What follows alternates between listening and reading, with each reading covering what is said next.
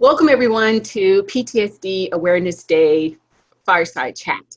I'm here with two great experts, and for those of you that know me and don't know me, my name is Teresa Jackson. I am the current Chief Medical Executive of ANVETS. I'm a true PTSD advocate, so this Fireside Chat is something I've been waiting for. I'm excited about to have these two experts really talk about the plight of veterans dealing with PTSD during this time. So at this point, I'm gonna have my two guests introduce themselves. Again, we have Chris Mercado and we have Dr. Ingrid Herrera-Yee. That's here today with the Fireside Chat. So Chris, if you can get started first with the introduction, please. Hi, yeah, thanks, Teresa. I really appreciate that. My name is Chris Mercado. I am a co-founder and the operations and partnership director with the Objective Zero Foundation. And we're a 501c3 nonprofit organization that's using technology to connect veterans, service members, military spouses, military caregivers, and dependents to a nationwide and truly global network of peer support using a mobile app to connect them through voice, video, or text message. Wonderful. And I can't wait to talk to you about that because I love apps, particularly if there's some type of new technology out there. So that's going to be really interesting to hear what your creation is and how it's going to help veterans. Dr. Ingrid Yee? Hi, I'm so happy to be here. I am the founder of Military Spouse Behavioral Health Clinicians. So we have thousands of members, CONUS and OCONUS, who support our service members, veterans, and families with all their mental health concerns, PTSD, suicide prevention, depression, anxiety, really trying to support as military family members. We get it, you know, we're living it too. And so, you know, it's important that our veterans, our spouses, our military service members have someone who understands them. It can be trained, but it's our feeling at MSPHC that you can't beat having someone who's a veteran or who's a spouse or who's a service member or reservist or guard, someone who has lived the life and understands to be there and support our veterans and our service members and their families. I wear another hat too, my day job. I work for Booz Allen Hamilton as a contractor for the Defense Suicide Prevention Office, and I helped with the very first numbers of suicide for our military families. So that's something I'm very passionate about as well.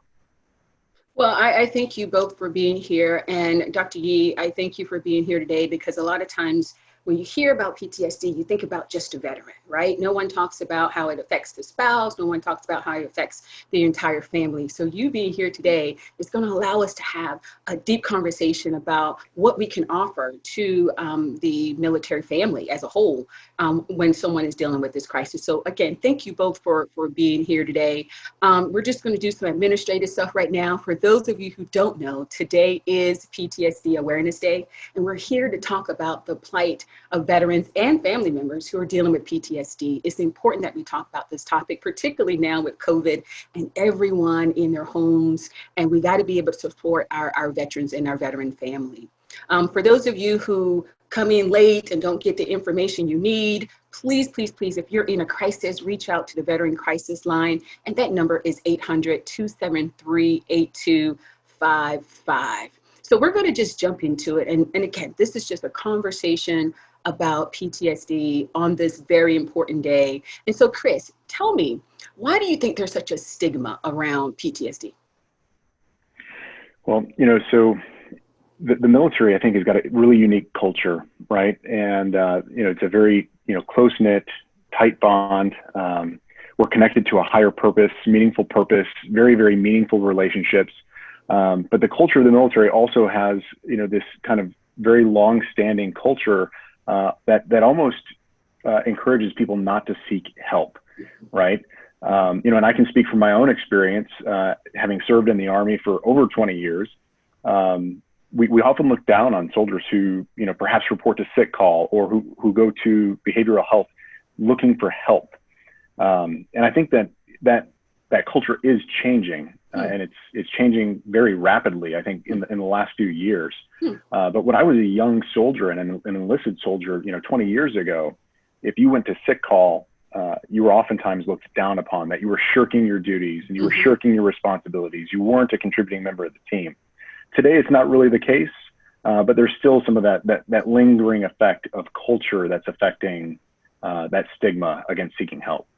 And I'm glad that you said that, because that's what happened to me. You know, I was deployed to Iraq and Afghanistan, twice to Iraq and once to Afghanistan. And I came back knowing that I had it, but I didn't want to seek help because of that stigma of being weak and, you know, you're not a team player. You know, we're supposed to brush it off and get back to the line of duty and be okay getting back to the line of duty. And it took me many, many years in order to feel comfortable and confident to tell somebody my story and what I was dealing with. So it's interesting that you said that, you know, the stigma is not as bad as it used to be. In what ways is it not as bad? Are people reporting more now? Are they comfortable with the title? How is it different?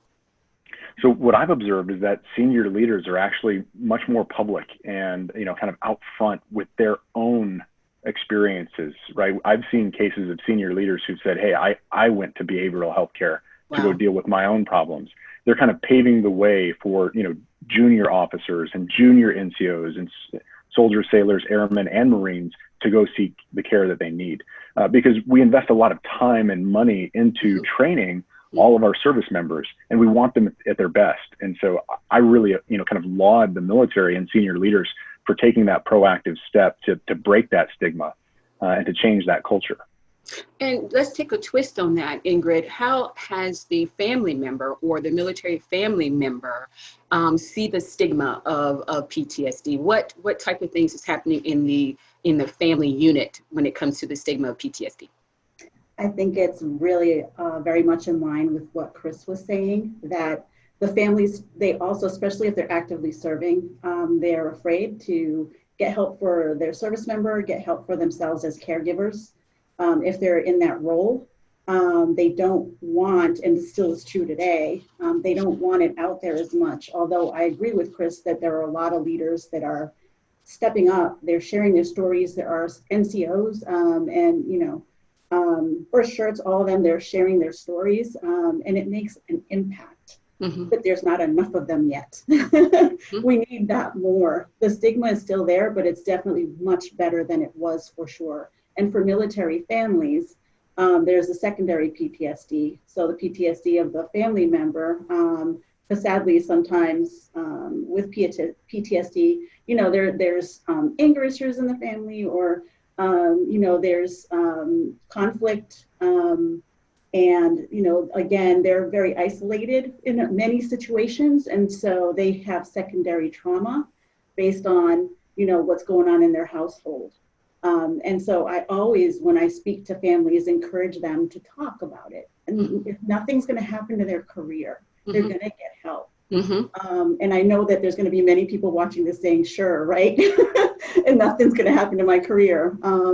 Because I can say I worked maybe 7 years ago at Joint Base Andrews, and I was on one of the units where they, you know, they're checking out the guys and sending them. I was on the dreaded, you know, psych ward, the psych at Malcolm Grow. They knew the floor. They didn't want to go there. And when they were with me, they didn't want to talk. So, but from then to now, there's been a big change. We hear a lot more from our my military spouse behavioral health clinicians, the psychologists and therapists and social workers that are in my organization. They tell me they're seeing a lot more families and a lot more service members talking about these issues and getting help. And for active duty service members, you know, they have options that if they are still afraid of some sort of circumstance, they can talk to a chaplain, they can talk to a military family life counselor. There's people they can talk to where there's no record of getting any help, including the 800 number that you shared as well. So there's a lot of resources that weren't there before. They're now confidential and available for families, for veterans, for service members. And yeah, so for military families in particular, really, you know, trying to navigate in the home, living with their service member who, you know, they're supporting and want to see get well and understand that they've been through things that, I'm a military spouse. My husband's been combat deployed 4 times. So I know, and this is very personal to me as well as professional. And so for me, you know, things were tough sometimes in our family. and it's okay to talk about that, you Yeah. know? Yeah. And you know, and I got help for myself. You know, if the service member doesn't want to get help right away, maybe by watching you get help and get better, they will too. You know, Yeah. it's really about really being open and honest with each other. Yeah. And about, you know, talking to your spouse about how you're feeling and how you can help. And, you know, I'm glad you said that because, you know, I retired from the Air Force in 2013 as a Air Force nurse. And I was also at Andrews Air Force Base. I know Malcolm Grow. I know that base. Floor. And you're absolutely right. We did not want to get sent to that floor because we didn't know the repercussions of it. So a lot of the nurses hid in silence, and they kind of suffered in silence because of it. And I recall an incident where I walked into the locker room, our changing room, and a nurse was like, she was broken. She was, she needed help. And she said that had no one stopped, and it was me that stopped to ask her if she was okay, that she was going to do something to herself when she got home. She was just that broken and didn't know where to go, what to do. And that goes to say that back then, you know, 2005, 2006, even all the way up until I retired, we didn't feel comfortable enough to be able to share that information. So to know that there's a shift and there's a change since I left, that is amazing. That's outstanding. One of the things I do try and repeat in my social medias and things of that nature is I try to inspire veterans to be okay not being okay. And I say to them, it's okay to not be okay. We've seen some things. We've been through some things, family members as well. But until you become confident and honest with what you're dealing with and willing to disclose that, you're not going to be able to get the help that you need. So I'm glad that you brought that up, Ingrid. That's very important that the family member knows that, and particularly, like you said, Chris, that the veterans know that they can find help and talk about their situations. Absolutely. There's so much pain in PTSD, so much misunderstanding, especially by the public who think that these are broken men and women, when that is not the truth. They have gone through so much, and this is just how it shows, and it's not weakness, it's strength. And so, you know, just supporting them through it, PTSD is treatable. It's not, you know, like I'm going to live with this for the rest of my life. It is treatable. And the first step is to ask for help. Yeah. Right. There's a stereotype at play, I think, that you brought up, which is that stereotype of the broken veteran, that, you know, all service members go to war, they come back broken, and that they will never be able to contribute to their community or their society or to business ever again, that they'll never recover. When the reality is actually kind of the opposite. The overwhelming majority of service members who deploy to combat and return, they go on to join their communities and be, you know, wonderfully contributing members. They've got new skills that they learned while in the service. They have a wealth of leadership experience, and they have new knowledge that they've gained, having been exposed to, you know, new people, new cultures, new places, new faces. And they have nothing but wonderful things to bring back to their communities. So I think that there's a stereotype that's also at play that the public needs to be aware of, that we need to address and eliminate. And that's the stereotype of the broken veteran. And what you're talking about is post-traumatic growth. Yeah. Because a lot of people come back stronger, like you said, leaders, and they want to make a difference, and they come back feeling empowered, and often go and help their fellow vets through, you know, their own crises and their own, you know, concerns with mental health or, you know, relationships, or, you know, how many times do you see online in social networking, I've got you, brother, I don't even know who you are, but you're my brother, or you're my sister, I'm here. You know? So there's nothing can beat that social support. Yeah, it's that camaraderie that we know so well in the military, right? You have your battle buddy, you have somebody that you should be able to lean on. And that's very important. But I think the first thing that the veteran or their spouse that's dealing with this, they have to admit that they have something that they need help for. And until you admit that, you don't even have to put a diagnosis on it. But if you know you're not right and you need help, just go out there and get it. And don't be ashamed to do that. And I think a lot of veterans suffer in shame because they're supposed to be strong and they don't want to appear weak. With that being said, let's talk about the difference between how men and women in the military kind of deal with PTSD. And Chris, how do you see a difference, or do you see a difference in how men and women actually cope with PTSD? Right. Well, obviously, I can't speak from experience here. But what I will say is I think that we're learning, and I think that we're learning not just, in the military, but in nonprofit organizations, academia, for-profit organizations that are working in this space, the government. We're all learning that there is no one-size-fits-all solution to this, that we need to adopt public health approaches, and we need to provide curated and specialized resources for the different populations that we're serving. And I think female veterans are no exception to that, right? Yeah. They do experience different kinds of traumas than men do. And in some cases, and it's especially true for some, the experiences can actually be similar, but they require different resources to address it. Correct, because one of the statistics that we know is that women veterans are twice as likely to have PTSD than men. And so to hear you say that, what type of resources do you think is out there, Ingrid, for women veterans?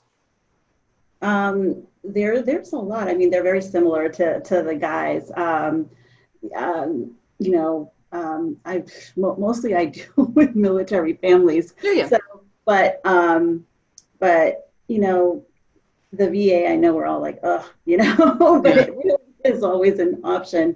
And just your medical care provider, 1-800 number, talking to someone. But what the research tells us in terms of men and women is that women are more likely to seek help and men are less likely to seek help. But that's the biggest difference that I see in terms of gender differences in PTSD, not so much the way it manifests. There's a lot of similarities in terms of symptomatology and how they present. But in terms of those who seek help and those who don't, female veterans, military spouses, women in general, they tend to go and seek help much more often. And why do you think that is? I think that a lot of it is what Chris was saying. Our male veterans and service members, it's just really about being tough. Not that the women aren't, we're tough, Okay. We're very tough. 23 years tough, okay. Reality that they have to keep it inside. Women, we're brought up to share, even if we do go to the military, we already come into the military feeling like, we can share things, we could talk about feelings. That's not necessarily always the case with our guys. And then once you experience combat or, you're in the military, and so much of it is about, you're just one of many people and everyone matters as a group, but as an individual, you just kind of, you're there and supporting the group, but it's not about the individual, it's about everybody. And exactly. Yeah, so talking about themselves is not easy. And that's true actually even for guys and general population. They don't want to talk. They don't really believe in what I do. Yeah. And I mean, that's important to know because, what works for a female veteran may not work for our male veteran. And that's important for the audience to know that it's not cookie cutter. Everybody doesn't have to fit in that box. And they tried to put me in that box. When I finally decided to go and seek help, they wanted me to be in that box where here are the same medications, here's the treatment option, here's the same strategy. I'm like, hold up, pump your brakes. I'm different. I don't need all those things. I want more of a holistic approach. And so let's go down that path. And it took a while for them to understand. Number one, I'm a nurse. And number two, I've treated people with PTSD. So I don't want those medications. I may need them, but I don't want to stay on them. And then for us to figure out a plan that worked for me. And thank God we were able to figure that out. And so that leads me into wanting to know more about Objective Zero, Chris. So tell me about your project, your organization, what it is. I'm excited to hear it. Yeah, absolutely. So we launched Objective Zero as a mobile application in December of 2017. And it really began in the fall of 2014 when one of my friends and former comrades was struggling with his own transition out of the military. And I saw this playing out on social media. I didn't really know what I needed to do. I'm not a trained counselor at the time. I really didn't have a lot of experience, but I knew I needed to do something. So I reached out to him and I called him on the phone. And during that phone call, I asked him directly if he was thinking about hurting himself. Mm-hmm. And he said to me, he laughed and he said, you know, Chris, if my weapon had been loaded last night, I wouldn't be on this call with you right now. Mm-hmm.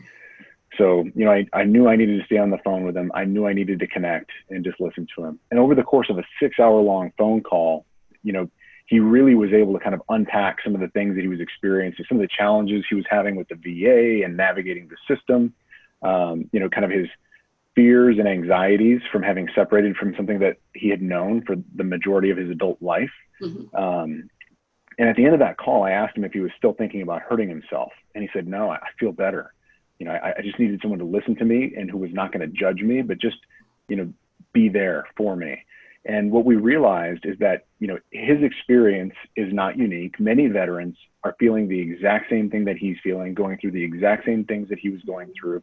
And what we wanted to do was replicate that call kind of at scale. And so what we did is we leveraged mobile app technology and we created the Objective Zero mobile app, which connects, you know, at-risk, you know, veterans and service members, their family members, even caregivers, to peer support. Someone who's been where they've been, seen what they've seen, done what they've done. And what's really unique is that a user can filter through our network of trained peer support ambassadors.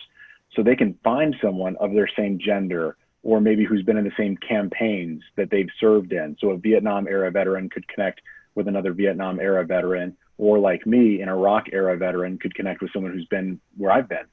And there's other filters too, like branch of service, proximity to where you're at, age, you know, service academy, or, you know, commissioning source. If you're a commissioned officer, we've got all kinds of filters built in there so that you can find your best possible and most meaningful match. And we wanted to eliminate all kinds of barriers to care, right? So the app is free to download. It's free to use. It's available on both Android and iOS by going to the Google Play or Apple App Store. Mm-hmm. And, you know, if you don't need the app because you don't think you have like stressors that you need to deal with, that's fine. Download the app and become a peer support ambassador, go through the training, and then be there to support someone else who might need it. Wow, that's very interesting. Right. So as you're talking, I'm thinking it's like a match. You're matching a peer support with a person that's in need. And I think that's incredible, because when a person is at that point where they're going to harm themselves, that's usually the time where they're trying to reach out to somebody. And we have that little small window where we want to be able to connect with them. So having this app downloaded on your phone for free and being able to know that somebody is there and that you're not alone, I think that's incredible. What do you think, Ingrid? Oh, I couldn't be happier to hear that this exists. Yeah. Because, you know, I told you the other hat I wear is suicide prevention. And so I'm deep in the numbers all the time, and also evaluating programs in the DoD. And what works is peer support. It's one of the things that works, is having a network, having someone to listen to you, to help you, to be there, not feel alone, because the research tells us that it's within minutes that someone decides that, okay, I'm just going to take my own life. So if, you know, and sadly, the number one way that this happens in the majority of cases, because of the lethality of it, is firearm. And there's no going back most of the time for that. I mean, if it's something else, there's, you know, someone might rescue you, there's more chance of survival. So something like this becomes absolutely life-saving, because you need that, you need to know that even when you're absolutely feeling alone, scared, tired of life, that you can reach out and someone is going to be there. Yeah. But the scariest part is you reach out and no one is there. Yeah. No one. Yeah. So this, I'm thrilled to hear that this exists. Yeah, absolutely. That I didn't know it did. I didn't either. That's why I was like, oh my God, Yeah. I can talk to, you know, somebody that's really bringing some technology, because that's how, you know, this new generation is really, that's what they're into right now, is the phones and apps and things of that nature. And constantly on their phones. Constantly on their phones. I mean, that's just the new thing that they're doing. So I'm glad to know that Chris has this technology for people to use it. And, you know, I'm also an assist trainer, which is for suicide prevention. And one of the things that I've been learning, we've been training first responders, we've been training firefighters in the community, is that when people decide they've had enough, they're going to do whatever they decide to do, it's not really the situation itself. They just want the pain to go away, right? They want whatever they're feeling just to go away, whatever that is. And so if we are able to capture them when they're feeling like, oh, somebody just take this away from me, with this app or any other resources out there, I mean, we're saving lives, and that's what it's all about. Yeah, absolutely. That's exactly right. And so let's talk about what suggestions. Chris, I'll start with you. What suggestions would you give to someone that reaches out through your app or personally and say, yo, brother, I was in Iraq, I was in Afghanistan, and I'm suffering and I just need help. And you immediately know it's a PTSD break or it's a PTSD crisis. What suggestion, how would you walk through that situation? Right. I think that's a great question. And I think the answer to that, and I've actually taken many, many calls on, the Objective Zero app. But I think that the real answer is it depends. And it depends on the person that I'm speaking to and what they're going through. And I'm going to do my best to just listen and kind of draw out some of the things they're going through so that I can better understand and empathize with what they're going through. And I'm going to try and avoid making recommendations until I really feel like I understand what they're really going through and what's really kind of at the root cause of, this particular moment. Now, I will say that, the Objective Zero app is really intended to be an upstream approach to suicide prevention, right? There is absolutely a place for professionals and counselors and psychologists and psychiatrists. They are the experts at dealing with someone who's in crisis, right? And there are existing crisis hotlines, the Veterans Crisis Hotline, the National Suicide Prevention Line, and the experts are there for a reason. And by being upstream, what we're trying to do is put as many barriers between a service member or a veteran and that very final act of suicide, like Ingrid was mentioning. And so, as I'm speaking to someone, I'm going to try and elucidate what's really kind of at the root cause of it. And then I think by the end of the conversation, that's when I'll start making recommendations, right? And if I feel like they're in crisis, I'm going to direct them to a professional. If I think someone is imminently at risk of self-harm, they need to talk to someone even more qualified than me, and then one of our peer support ambassadors. But if I get the sense that this person's not imminently at risk of self-harm, they just need someone to talk to, they need a peer, then I'm the right resource for them. And then I'm going to start directing them to the resources. And what's neat about our app is we built many of those resources directly into the app. So not only can you connect to someone, but we have tools, we have training, we have activities, and we have resources in our app. And that includes like some of our partners, like Comeback Yoga, for example. We provide access to a veteran nonprofit based out of Denver that's providing trauma-informed yoga instruction for veterans. Wow. And so, I might encourage someone who says, I love to go for runs. I'm super stressed out. I might say, well, hey, break out your Nike Run Club app and go take yourself for a run, come back, talk to me, and let's pick up the conversation. Or I might say, hey, have you tried yoga? We also have mindfulness and meditation directly built into the app. But for someone who maybe needs more help, and I think we need to connect them to a professional, we also have, kind of a lifeline built into our app, which can connect someone at the push of a button to either 911 or the Veterans Crisis Hotline. Or if they're looking for, some other kind of connection, we also have Give an Hour built directly into our app, and they can connect directly to Give an Hour straight through the app.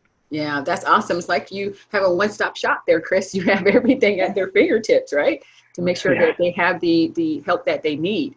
So that's amazing. And Ingrid, let's talk about the support for the family member, right? So you have a veteran that comes back, and the wife, the kids, they realize, mom isn't, how she used to be, or dad, he's a little off. What support is out there? And the reason why I asked that is because when I came back, my twin daughters knew something, but they couldn't put their finger on it. They couldn't put their pulse on mommy is a little off. So let's talk about what support is out there for the family member. Well, we have Military One Source that really is a huge support for our military families. because they have access, I think it's to 12 free sessions. And, you know, it can be like us here on video chat, or it could be a chat, it could be text, it could be, it really does meet you where you're at. Because not everybody can go get in a car, especially some of our younger enlisted families who don't have as many resources necessarily, don't want to go somewhere on base. So, you know, being able to talk to someone over the phone, talk to someone over video, like Zoom, you know, it's priceless. You could go in person too. I'm trying to put that down.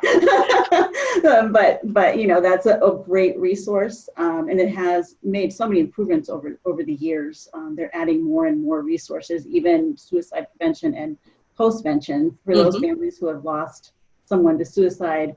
You know, how to support them. So they have a lot of wonderful resources available. MPlex, you can connect to them through there too.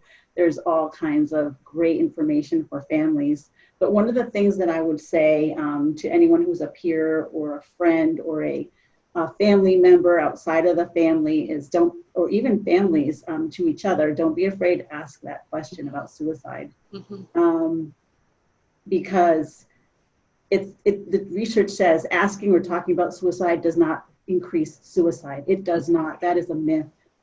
So talking about it actually allows them to really unload and discuss everything they've been holding inside for so long, which when it can get so heavy, they actually make that choice that's irreversible. So if you ask about it, like you all do, Chris, you know, talk about it.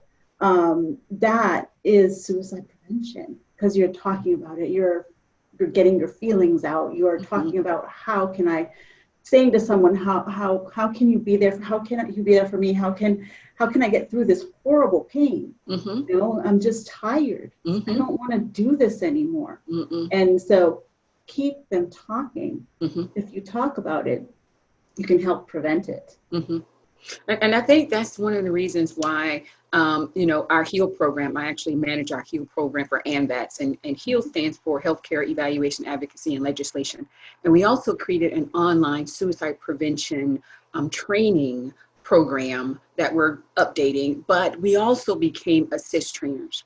And the reason why we chose to be assist trainers is because of that talking aspect. You get to sit there and you get to talk with someone that's feeling like, I'm taking my life, I'm done, I don't want to do this anymore. And you really get to show them that they're valued, they're important, just in sitting there, just listening, right? And not being afraid to ask that difficult question that no one wants to ask. Because if you get that answer, you got to do something, right? And a lot of people don't feel like, if I get that answer and I don't know what to do, then what do I do?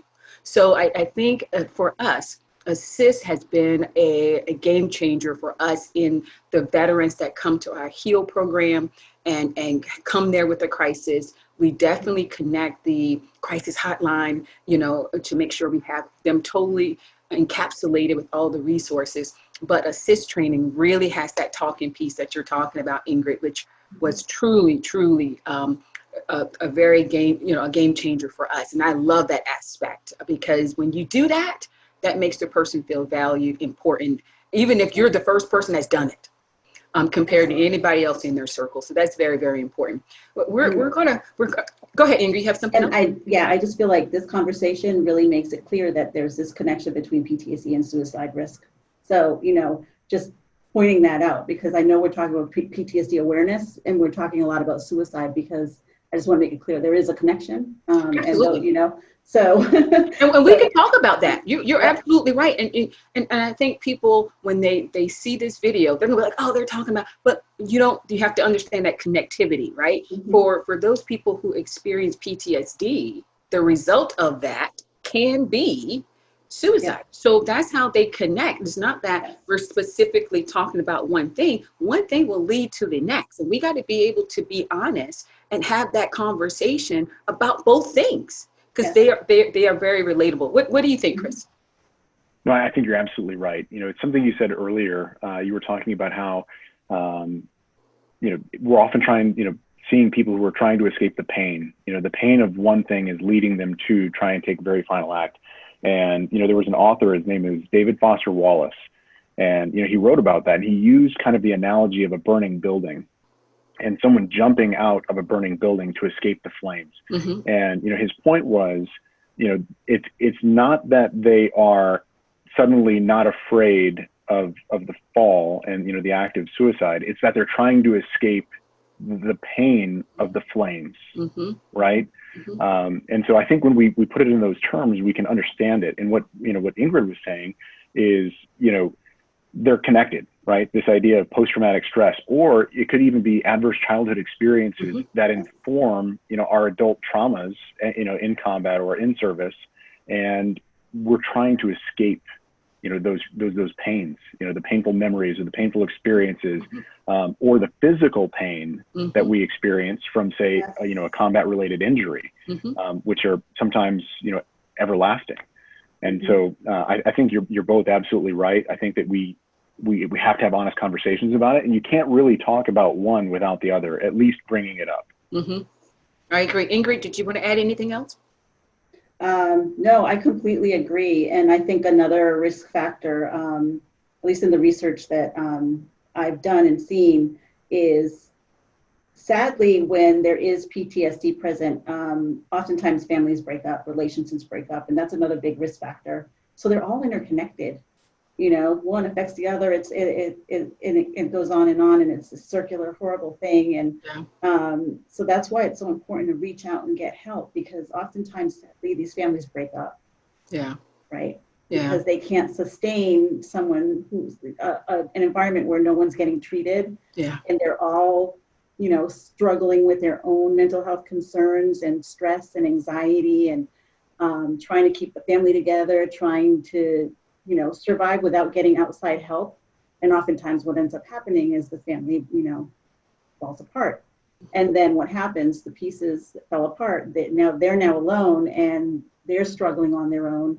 And that's a bigger risk factor. So we really have to reach these families, like I said, where they're at in their homes, and help them to understand that it's okay to get help. It's okay to not be okay. It's okay to talk to someone about this. It's not going to ruin your service member's career. Things aren't going to blow up around. You're not going to lose your, you have to really know that everything's going to be okay. You do need to take that step. I would want us to dive into some of the risk factors, or I know the signs and symptoms are different for everybody. No one's going to have the same symptom as the other person. But if someone is sitting in their living room, they're watching us talk about PTSD, and they're trying to figure out, do I have it? Is this something that I'm suffering from? What would you guys say to that? If someone is sitting in their living room and they're like, man, I'm just not feeling like myself, but I'm not sure if I have PTSD. What would you say are some of those characteristics there, Chris? Yeah, great question. So, what I've observed and what I've seen is, especially with modern warfare, we're living in an environment of persistent fear, mm-hmm. danger, uncertainty, and combat traumas. And oftentimes that fear, that danger, that uncertainty, those combat traumas come home with us, right? Mm-hmm. Ingrid was talking about this earlier, and the impacts on the family. And so sometimes it'll be the family that sees it before the service member. Mm-hmm. I myself, I have 5 deployments. Mm-hmm. And, I like to tell people that combat is an amplifier. Whatever you take into combat is likely going to be amplified. Mm-hmm. If you're a physically fit, mentally fit, resilient person, oftentimes you're going to come out of combat largely the same way you went into it. However, if you have relationship issues, financial issues, whatever it might be, whatever you took to combat, it's going to get amplified, mm-hmm. and they're probably not going to resolve themselves. Mm-hmm. And you're going to come out of combat with a larger problem than you went into it with. Mm-hmm. And so as you're sitting at home, and people who are watching this, viewers who are watching this, I would say, some of those signs and symptoms and things you might be thinking about are, did you bring it home? Do you have kind of these memories? Do you have dreams? Do you have nightmares? Mm-hmm. Do you have heightened, alertness or, hyper alertness? Honestly, I still jump. I'm extremely excitable. In fact, there was a young man the other day who came up behind me and just said, "Hey, sir," and I jumped out of my skin, right? Mm-hmm. But I wasn't aware of this in my own self. It was actually my family who brought it to my attention, right? And it didn't impact me right away. At the end of my first deployment, I was good to go, right? I turned around and 6 months after my first deployment, deployed again. Mm-hmm. And it was kind of a gradual breakdown for me. Mm-hmm. And, you know, every service member and veteran is going to have their own experience. Mm-hmm. But I'll tell you, by the end of my fifth mm-hmm. deployment, I was highly agitated. Mm-hmm. I was excitable.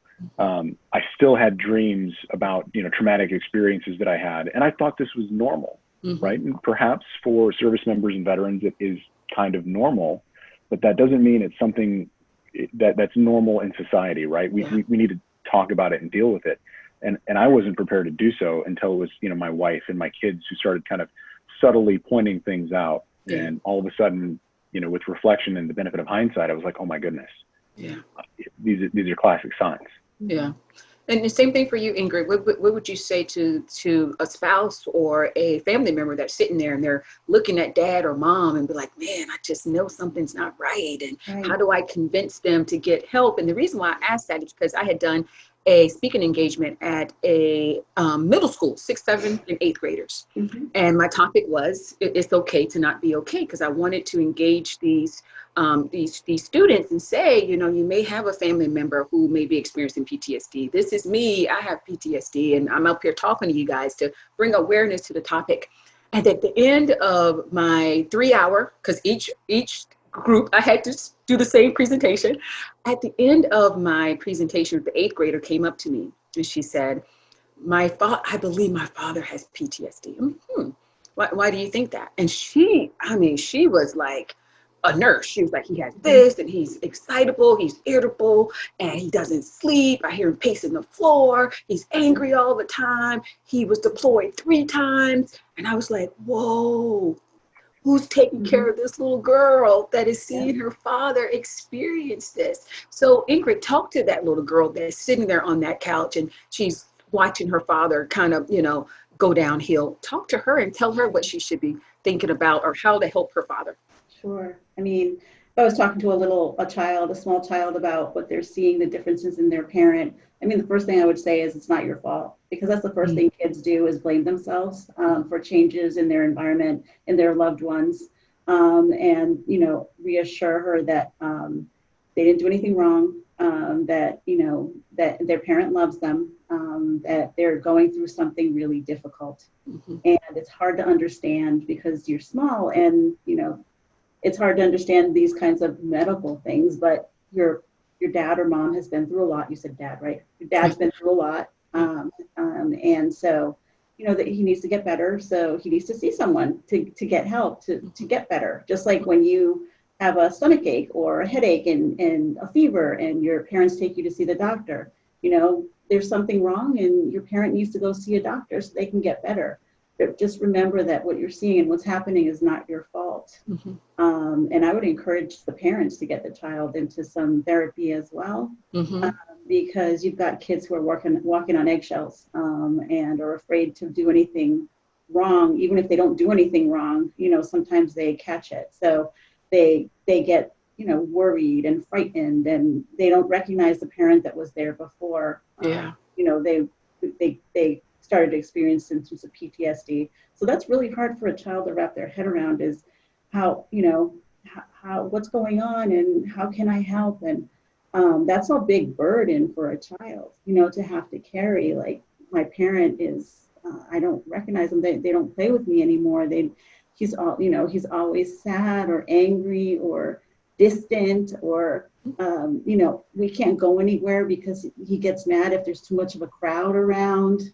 Too many people makes him anxious, and so now we can't go to Disney because he can't handle Disney, and that's not fair. You know, and that's not fair. So they get angry, and then they feel bad that they get angry, the kids, you know. So there's a lot to work through with our little guys, and for the parents that are watching this to know that, you know, your kids, they're feeling like they're responsible. Mm-hmm. For the most part. I worked a lot with kids. So that's what the research says too, but I worked a lot with kids with parents with PTSD or even post-vention suicide survivors.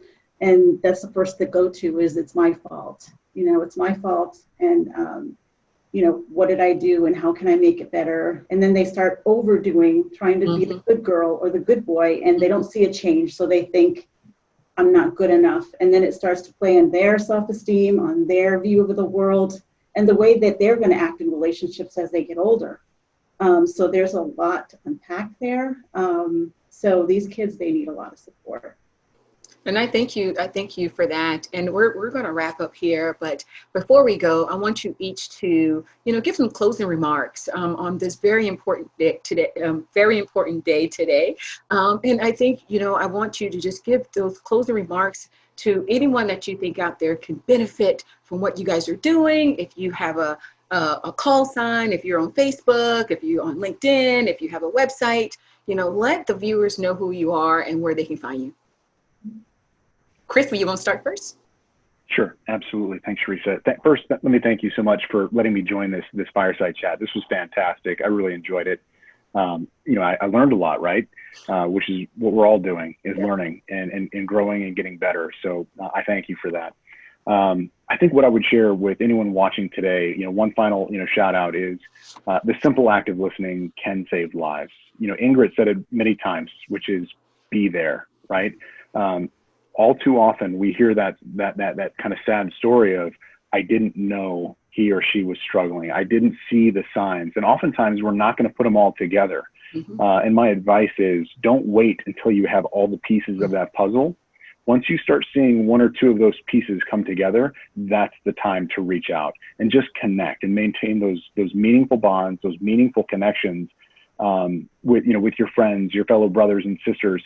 And take that time to be there, because you never know when that call might just be the call that saves someone's life. So the message is, the simple act of listening can save lives. And, like I said, you can download the Objective Zero app on Google Play or Apple's App Store. You can find us on Facebook, Objective Zero Foundation. We're also on Twitter and Instagram.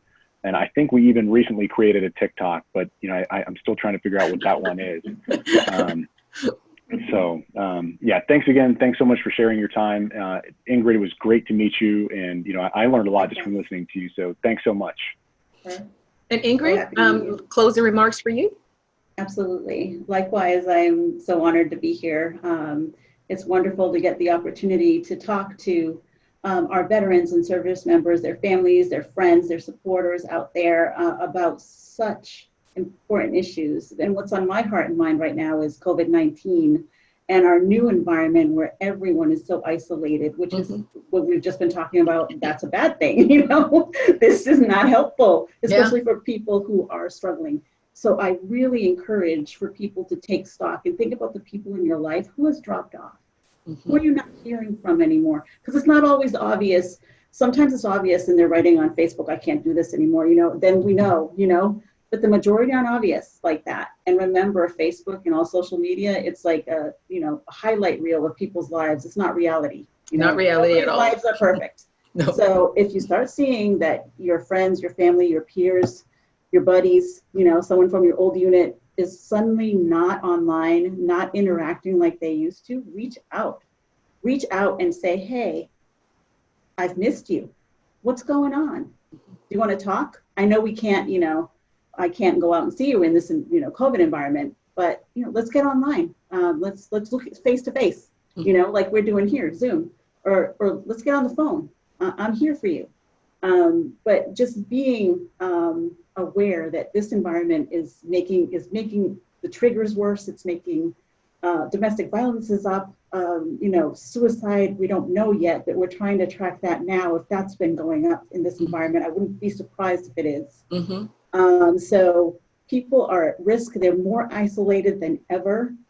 And because we're all isolated, you may not notice that some people that need help need help. Yeah. So please look around you in your life and say, okay, who's not here? Who is missing? Who used to be around is not anymore, and reach out. I mean, that's really what's been in my heart about, our current circumstance.